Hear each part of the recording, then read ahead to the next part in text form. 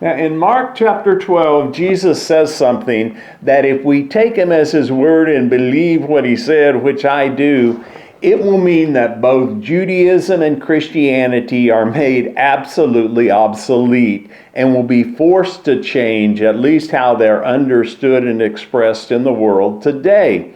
And in Mark chapter 11, Jesus has just entered the temple, and the chief priests and the elders and the teachers of the law come and surround him, because these are the ones that he had been calling, you blind guides, you're a den of thieves and snakes, you're hypocrites, you steal widows' houses and you control the minds of the people through fear, and you're wealthy because you're stealing from the people. And he said, you're filled with wickedness.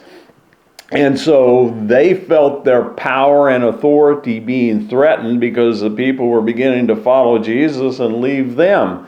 So they came to him with trick questions, and then 4 of them he absolutely annihilated their reasoning, doing what he always did, because he always took their scriptures, which he knew very well, and he quoted them back to him to show them the fallacy of their doctrines and dogma. And he had told them that you people are keeping people from finding God, and you're a den of thieves. So finally, after Jesus had answered all these people and shut them up, there was one teacher of the law, and he asked Jesus a question. And this is a question that will totally make Christianity and Judaism obsolete. So let me tell you the story.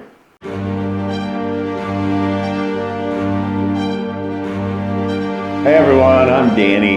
And in Mark chapter 12, Jesus had just finished annihilating the reasoning of these chief priests and the elders.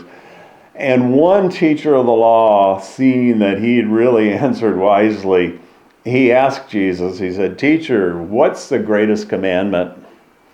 And Jesus said, "The greatest commandment is this: God is one, and you shall love God with all your heart and love your neighbor as yourself."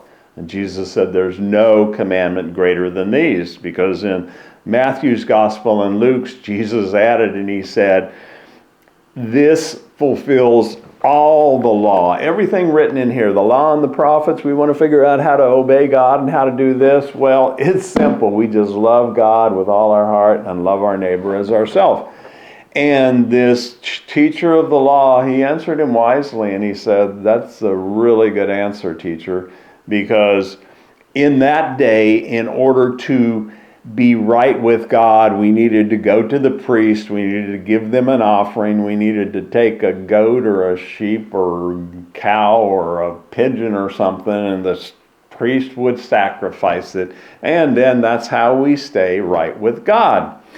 But he says, that's a great answer, teacher, because to love God with all our heart and to love our neighbor as ourselves, that's way more important than all the burnt offerings and sacrifices and rituals and traditions that we could ever do.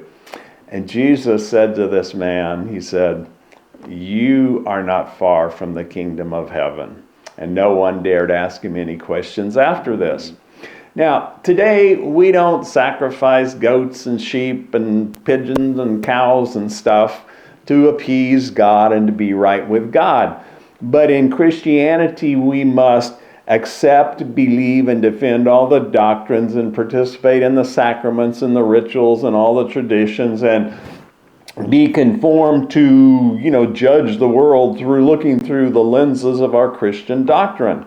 And I think if Jesus was here today and all the evangelical leaders and the Catholics and the Protestant leaders came to him and they said, "Teacher, what is the greatest commandment that we should do?" I have zero doubt that he would say exactly the same thing.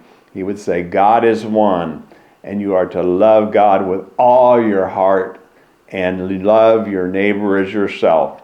There is no commandment greater than these, and that fulfills everything in this Bible that you've been trying to, fulfill. And if you answer and say, that's a great answer, teacher, because to love God and our neighbor as ourselves is way more important than all the traditions and sacraments and rituals and doctrines and dogma that we have to go through to be a Christian. And I think Jesus would say, you're not far from the kingdom of heaven, because all you have to do to fill the totality of everything God wants is just to love God and love your neighbor as yourself. That's it.